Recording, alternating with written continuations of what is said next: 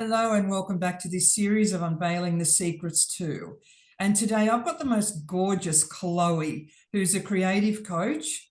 And after 20 years in the positive change industry, she sees her work as an art form, but people are her medium. And I'm really intrigued to ask you questions about that because my brain's going mad about that. She's passionate about embodied emotional intelligence, cultivating positive self-belief, collaboration instead of competition, and creating authentic success, which is what we'll be talking about today. And I'm super keen to find out more about her sober singles event that's coming up called Love Club, and also about her design program called Treasure, which will be running next year. But I'll allow her to flesh that out a little bit more. Chloe, thank you and welcome.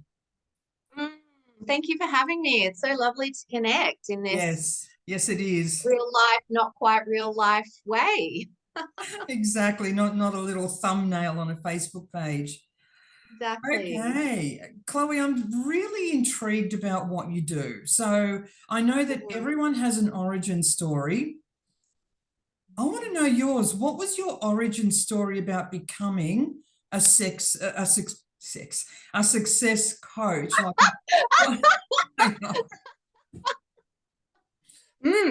this is going to go in a much different direction to what I was expecting.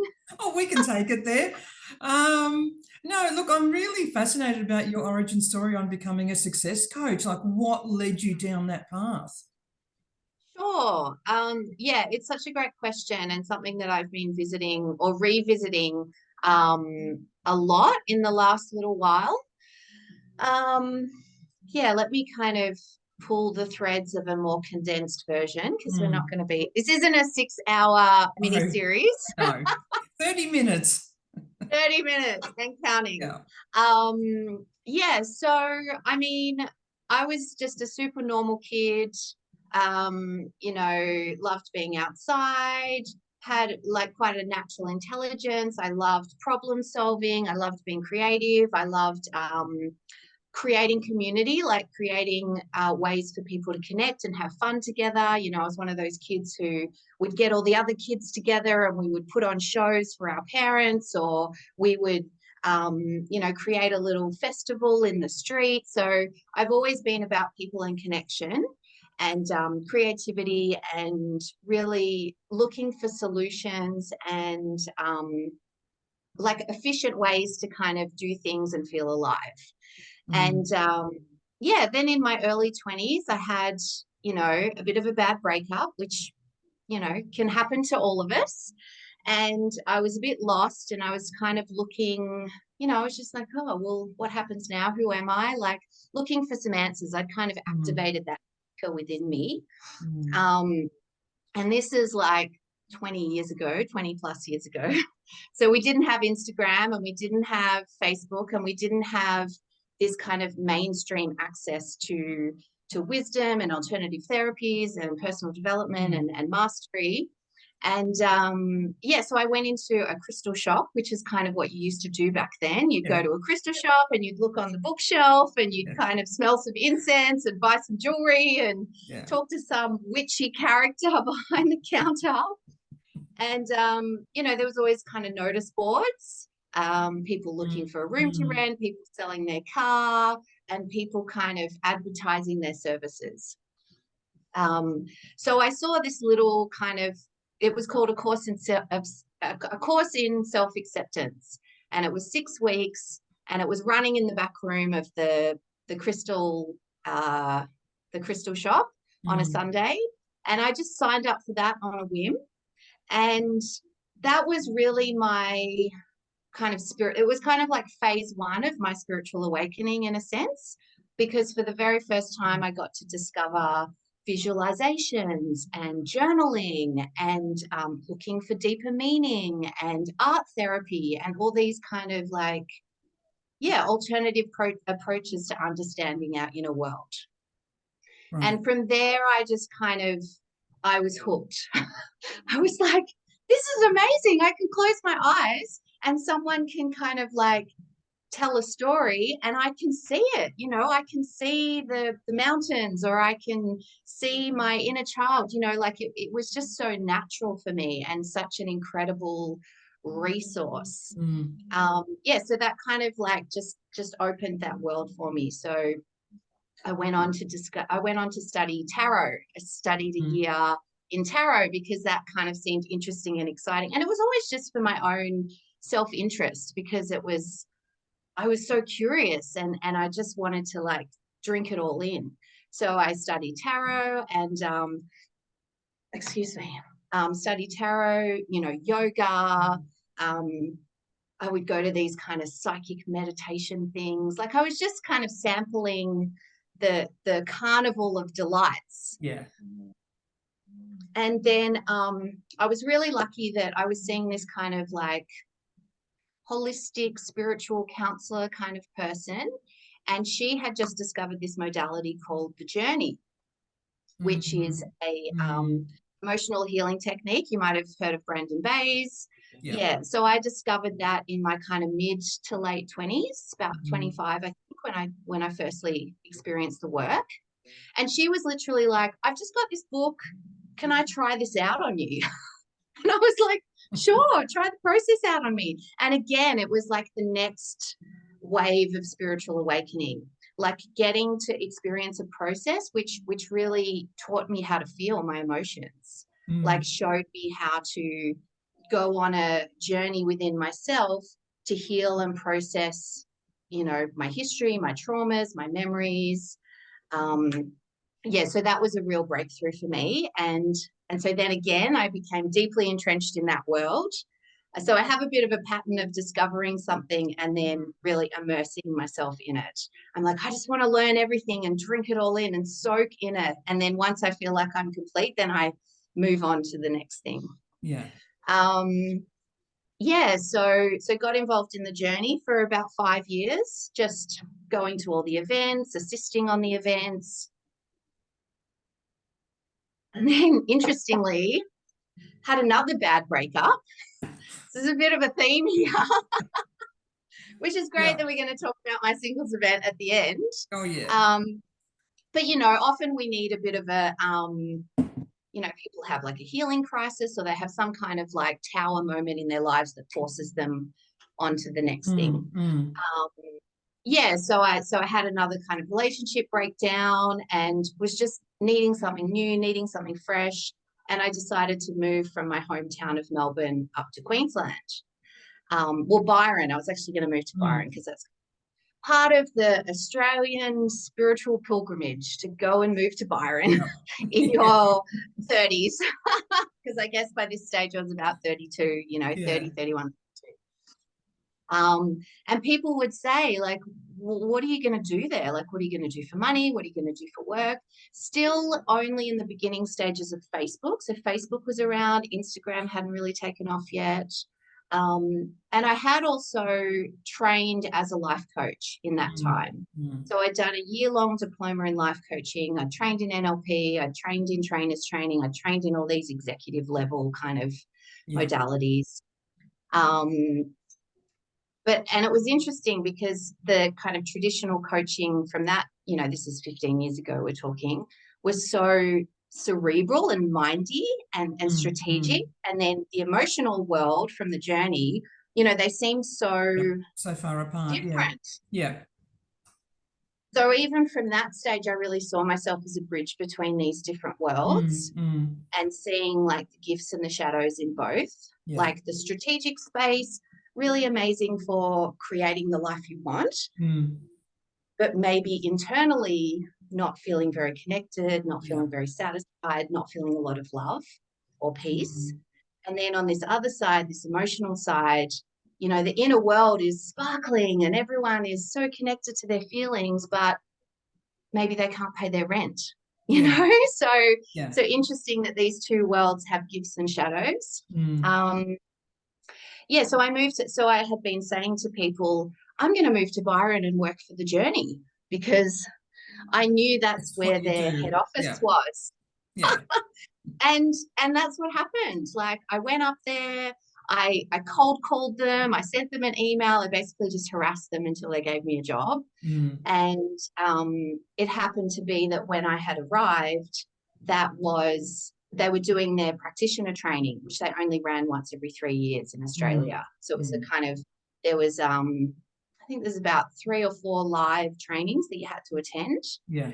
So I happened to, and they were like, look, if you can help us with these trainings, then you can have a job, which is essentially what happened. So again, I got to train in all these modalities, and I got to work inside the organization.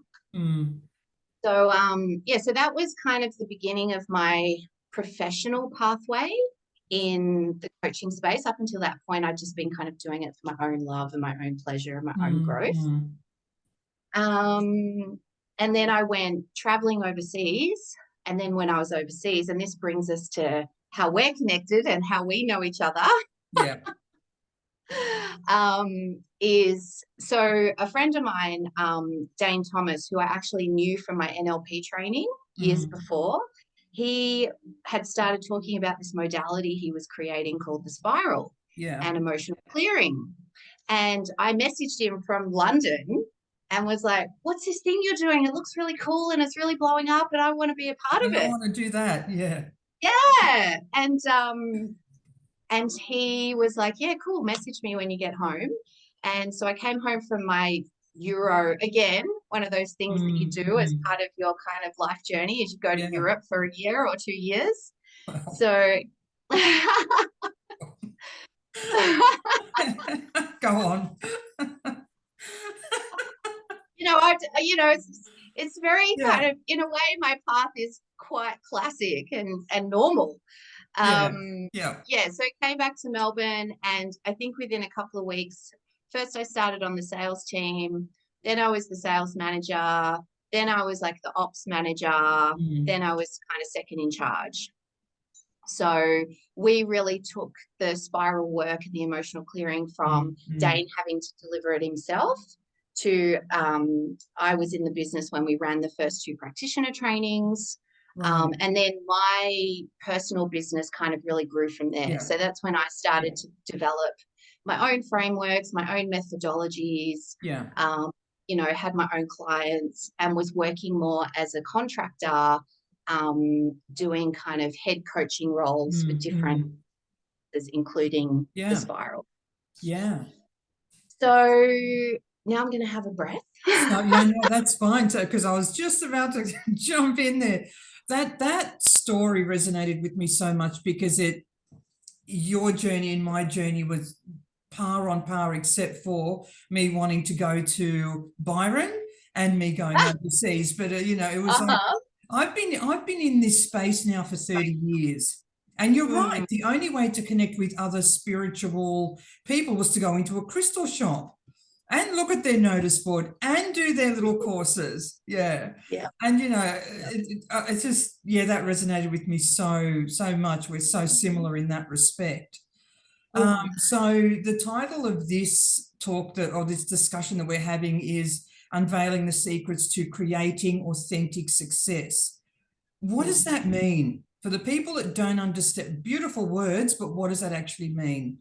Yeah, absolutely.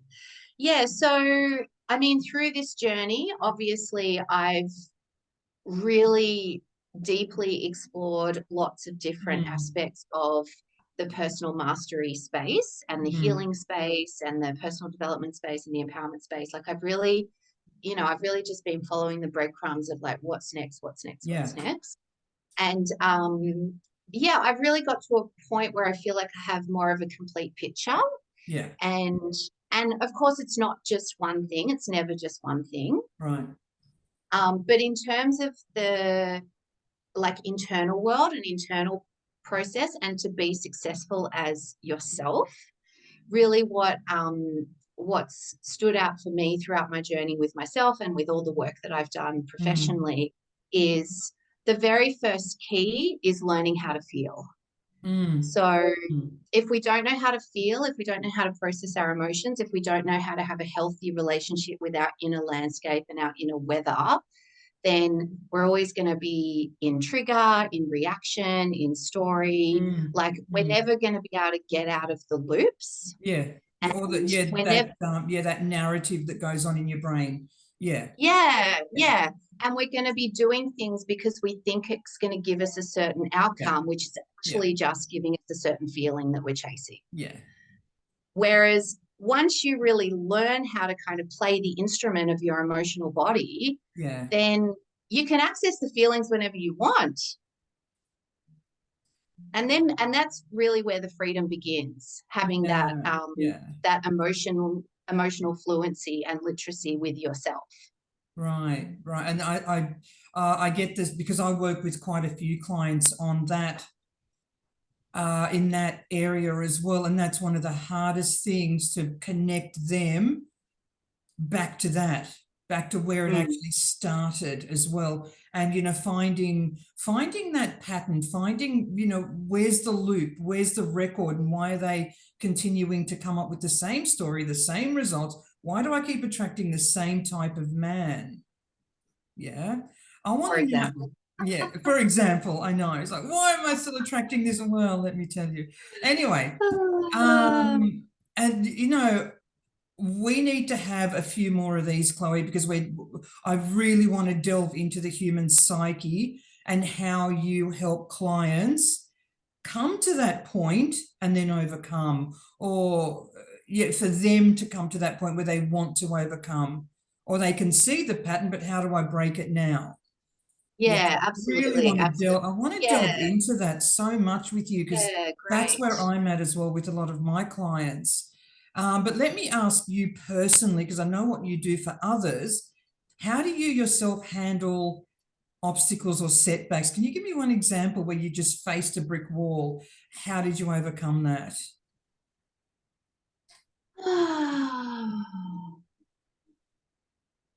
Yeah, I mean, it really comes to the emotional neutrality. You mean as an observer? Well, it's just about, I mean, it's difficult for me to reply in a kind of like tidy, overarching way. Because every situation is different, and what is an obstacle and what is a block, and I feel like there's just so much that. But well, what if we go through like the other three? I'll touch on the other three keys to creating authentic success, and then I'll answer that. Please do. Yeah, how about absolutely. that? Because I feel like if I close the loop on that, then I'll be able to yes, please do that. Close the loop on that. Because I do want to get you back so we can delve deeper into absolutely. 4 points. And I feel like by touching on, you know, the map as a whole today, then we can have deeper conversations. Absolutely. So you had the first step was feeling. So the first step is really emotions, emotional intelligence, how to feel. And then the second step is really about knowing how to think. So this is where we come to positive psychology, developing positive self-belief, really turning your mind into your best friend. And this is where the strategic stuff starts to come in. But this doesn't see the fascinating thing about this has just been my experience, and I'm quite confident backing my experience because I've been doing this for a long time. In my experience and what I've observed is that stuff doesn't work unless you have like healthy emotions. Because you can tell yourself all the affirmations, and you can do all the belief processes, and you can like literally like hammer yourself with like, I am beautiful, I am loved, I am successful, I am rich. But if you feel sick on the inside, like there's a total dissonance. Agreed. And I feel sorry to interrupt, but I feel the feeling part for me is the secret. You can that's why it's step one. I love that, because you can have, and I tell people all the time, stop doing your affirmations, they're not working.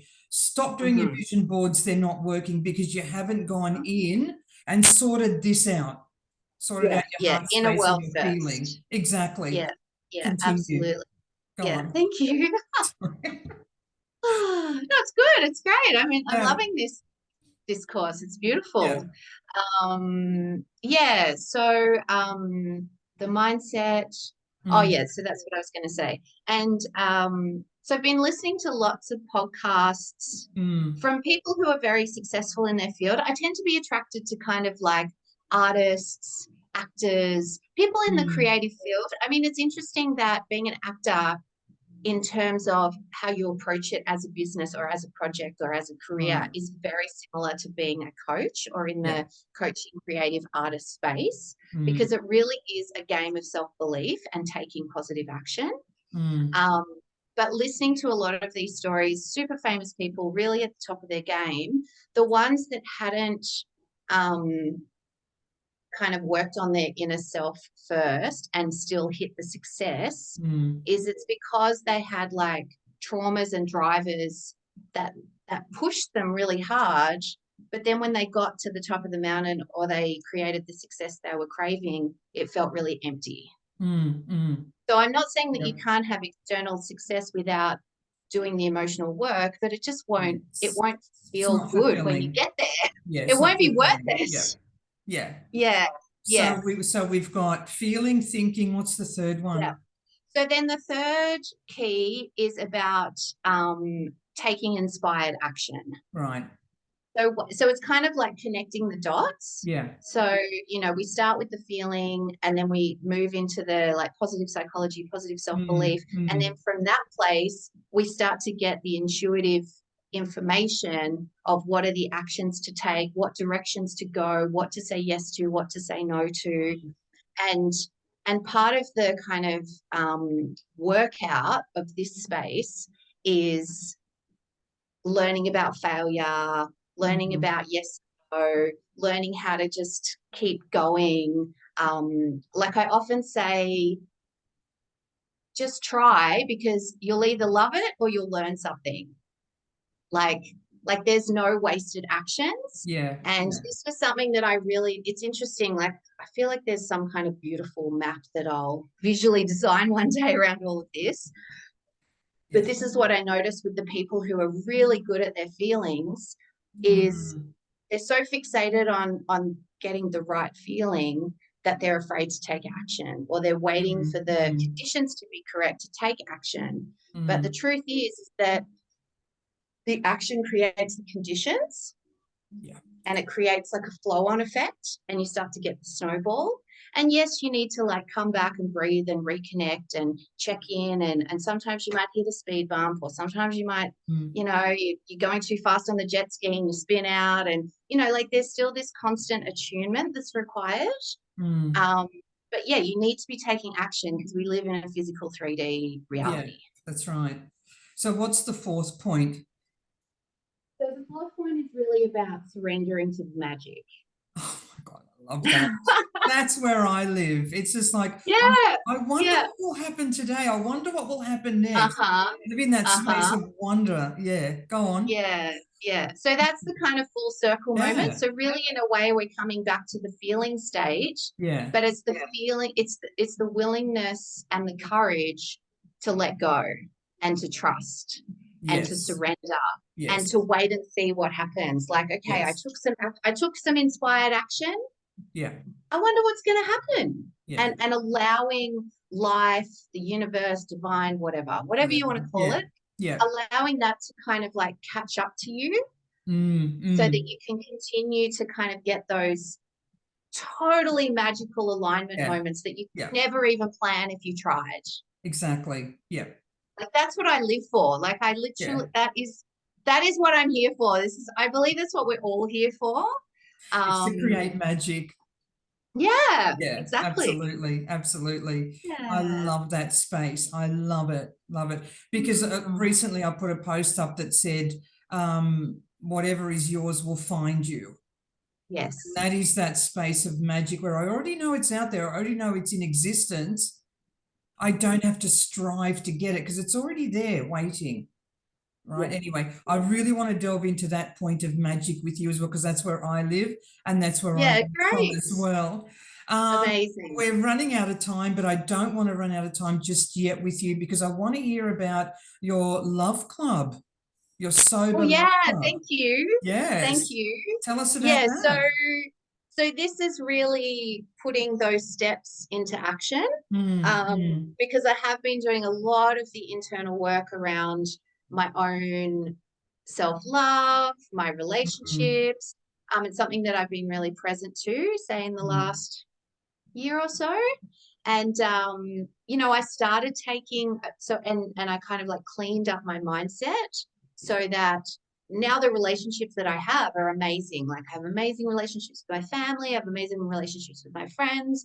I'm also got healthy boundaries. I'm able to move on from things that aren't great for me. Like Mm, I'm just mm, much more of an active participant in that mm, area of my life. And I started taking inspired action. So I was going to dating events and I was doing the app, you know, I was doing all the things that mm. you do to meet people. Yeah. And none Yeah. of them were turning me on. None of them were lighting me up. None of them were exciting. None Yeah. of them really spoke to the person that I am and the way that I like to operate in the Mm, world and the way that I like to connect. mm, Um, you know, part of my career and part of my history is that I've been so lucky to collaborate, work on, participate in, and support like hundreds and hundreds of transformational events and live experiences. So I have some pretty accurate frameworks and touch points for how to create, you know, a really great live experience. So I just was like, I'm going to make my own singles event. I'm going to make the singles event that I want to experience. right. And if I meet Yeah. someone, like what a bonus. Yeah. So that's really the inspired action. Like the Yeah. action is I'm going to run the event.